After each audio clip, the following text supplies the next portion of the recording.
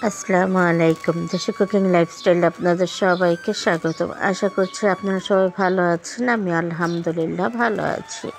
দেশ ও দেশের বাইরে যেখান থেকে আমার আজকের ভিডিওটি দেখছেন আপনাদের সবাইকে জানাই আন্তরিক প্রীতি ও শুভেচ্ছা। আমি সকাল থেকে ভিডিওটা স্টার্ট করেছি। এখন যে ভিডিওটা দেখতে পাচ্ছেন এটা হচ্ছে সকালের ভিডিও। সকাল 6:30 বাজে আমি ভিডিওটা করেছি। তো তখনও কিন্তু সূর্য মামা আকাশে উদয় হয়নি। তো দেখতেই পাচ্ছেন সূর্য মামা আসবে আসবে করতেছে। এত সুন্দর লাগতেছিল আকাশটা, হালকা কুয়াশা পড়েছে, একটু করে রোদ উঠতেছে, খুব ভালো লাগতেছিল। তো আমি ভিডিও করে নিয়েছি আমার প্রিয় আপুদের সাথে শেয়ার করার জন্য। আর এই যে আমার গাছগুলো দেখে নিচ্ছি। আর আমি তো প্রতিদিনই সকালে ঘুম থেকে উঠে প্রথমে আমার গাছগুলোর কাছে আসি, এসে এখান থেকে একটা ফ্রেশ অক্সিজেন নিয়ে নেই। এরপরে হচ্ছে আমি আমার বাকি কাজগুলো করে নিই। আর এই যে ভিডিওটা দেখতে পাচ্ছেন, এই ভিডিওটা হচ্ছে গতকাল সন্ধ্যার ভিডিও। তো আমার মেয়ে হচ্ছে পুডিং বানিয়েছিল তার ভাইয়াদের জন্য। আর হচ্ছে এই যে ছোট্ট কিউট পুডিংটা দেখতে পাচ্ছেন, এই পুডিংটা বানিয়েছিল তার আদরের ছোট বোনের জন্য, আমার ভাগ্নির জন্য বানিয়েছে।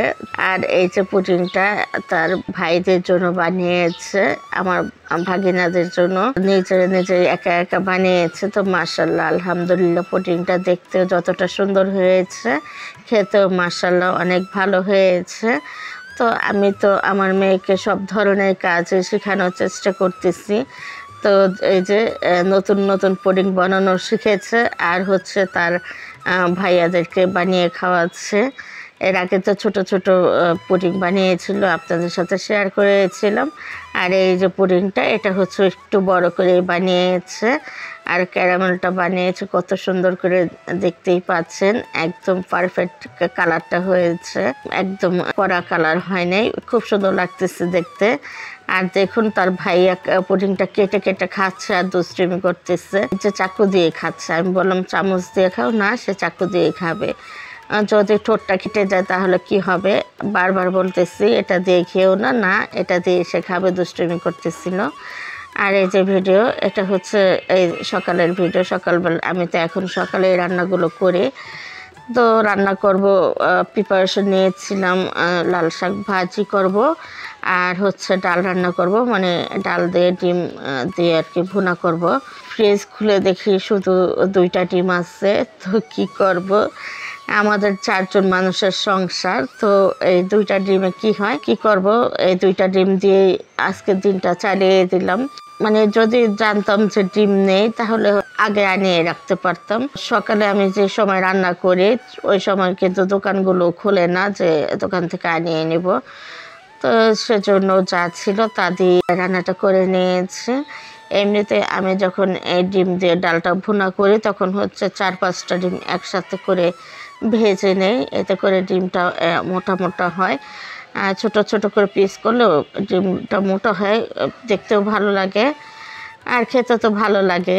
তারপরেও এই যে 2টা ডিম ভেজে নিয়েছি, এটা মোটা হয় নাই কিন্তু খেতে মাশাআল্লাহ খুব ভালো লেগেছে। আর আমাদের মধ্যবিত্ত ফ্যামিলি, মধ্যবিত্ত বলতে কি আমরা হচ্ছে নিম্ন মধ্যবিত্ত, তো আমরা যারা নিম্ন মধ্যবিত্ত ফ্যামিলির লোকজন, আমাদের একটু হিসাব করে চলাটাই প্রয়োজন।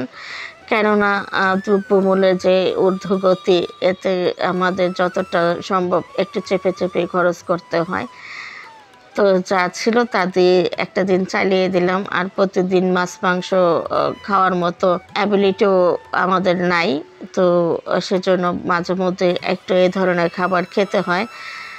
সব মিলিয়ে আর কি আমাদের জীবন, ভালো মন্দ মিলিয়ে আমরা হচ্ছে সবসময় যে মাছ মাংস খাবো এমন কোনো বাধ্যবাধকতা নিয়ম নাই। মাঝে সাঝে একটু এই যে ডাল ভাতও তো খেতে হয়, তাই না? তো ডাল ভাত হলে কি তারপর তো আল্লাহ রিজিকে যা রেখেছেন তাই খাচ্ছে, তাই না? আল্লাহ রিজিকে রেখেছিলেন আজ আমি 2টা ডিম দিয়ে ডাল রান্না করব, তো সেটাই করে নিয়েছি। আর লাল শাক ভাজি করেছি। আর কি বলবো, লাল শাক ভাজি করতে গিয়ে তো লবণ দিতেই ভুলে গেছি তাড়াহুড়োর জন্য। মানে আজকে একটু রান্না করতে দেরি হয়ে গিয়েছিল, বেশিও দেরি হয় নাই। আপনাদের ভাইয়া এমনিতে যখন নিজের ইচ্ছে করে, মানে নিজের প্রয়োজনে লেট হয়, তখন কিচ্ছু বলে না, নিজে মানে সেটা তো নিজের জন্য হয়েছে। আর আজ আমার জন্য 5 মিনিট লেট হয়েছে, তাতে সে অনেক কথা শুনিয়েছে আমাকে। তো সেজন্য মানে ওনার সাথে কথা কাটাকাটি করতে গিয়ে লাল শাকে লবণ দিতেই ভুলে গেছি। তো আমাদের গৃহিণীদের অবস্থা এমন যে আমরা যদি আমাদের কলিজাটা কেটেও খাইয়ে দেয়, তারপরও স্বামীর কাছে মন পাওয়া যায় না, স্বামীর মন ভরে না।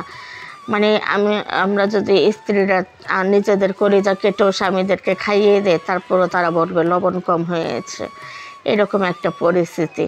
মানে তাদের জন্য যতই করে কোনো নাম তো নেই, উল্টে মানে একটু 19 থেকে 20 হলে কথা শোনাতে ছাড়ে না। মাত্র 5 মিনিট লেট হয়েছে। আমার সকালে তো এমনিতে কতটা তাড়াহুড়োর মধ্যে কাজ করতে হয়, এদিকে হচ্ছে রান্না বান্না করে নেই, আর তারপরে হচ্ছে নাস্তাটাও বানিয়ে নেই। তো এগুলো কিন্তু তার জন্যই করি, আমার তো কোনো প্রয়োজন নেই এত তাড়াহুড়ো করে সকাল সকাল রান্না করার।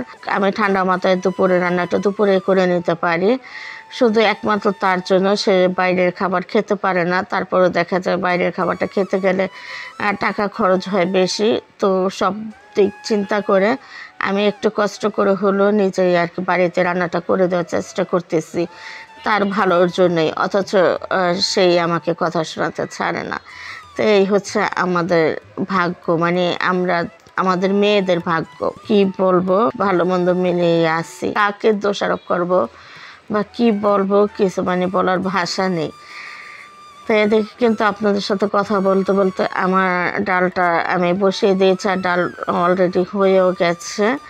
পাশের চুলা ভাত বসিয়ে দিয়েছিলাম, ভাতটা নামিয়ে চা বসিয়ে দিয়েছি। তো এদিকে ডাল নামিয়ে শাক বসিয়ে দিয়েছে। এই যে শাকটা যখন চুলায় দিয়েছি তখন এসে তাড়াহুড়ো করতেছিল, নানান ধরনের কথা শোনাচ্ছিল আমাকে। তো তখনই হচ্ছে তার সাথে কথা বলতে গিয়ে আমার শাকে লবণ দিতে ভুলে গেছি। আমি হচ্ছে কাঁচামরিচ আর পেঁয়াজ দিয়েছি, তখন সে ডাইনিং রুমে এসে কী যেন বলেছে, তো সেটা শুনতে আমি রুমের ভিতরে এসেছি আর ভুলে গেছি লবণ দিতে। তো আমার কোনো সমস্যা হয় নাই। আমি হচ্ছে যখন খেতে বসেছি তো খাচ্ছি, তো এখন দেখতেছি লবণ কম কম লাগতেছে, মানে লবণ লাগতেছেই না। তখন আমার মেয়েকে আমি বলতেছি যে লবণ কম দিয়েছি শাকে। তো আমার মেয়ে বলতেছে আম্মু শাকে মনে হয় লবণই দাও নাই, তুমি একটু খেয়ে দেখো। তো তখন আমি একটু খেয়ে দেখলাম সত্যি লবণ দিই নাই। এরপরে আর কি করবো, এমনিতেই খেয়ে নিয়েছি, ভাতে একটু লবণ নিয়েছি, লবণ নিয়ে তারপর খেয়ে নিয়েছি। তো আমি খাওয়া দাওয়া করে এরপরে যখন ওনাকে কল দিলাম, আপনাদের ভাইয়াকে কল দিয়ে দেওয়ার পরে সে বলতেছে আজকে শাকে লবণ দাও নাই। আমি বললাম সকালে তুমি আমার সাথে ওই রকমের সিনকেট করলে কেন, সেজন্য তাও লবণ দিতে ভুলে গেছি। তো তারপরে সে হাসতেছিল। তো আপনাদের সাথে কথা বলতে বলতে আমার রান্নাবান্না শেষ করে এখন খাওয়া দাওয়াটাও করে নিয়েছি। তো বন্ধুরা যারা ভিডিওটি দেখতেছেন একটি লাইক কি দিয়েছেন, তো যারা লাইক দেননি তারা প্লিজ একটি লাইক দিয়ে ভিডিওটা কন্টিনিউ করুন।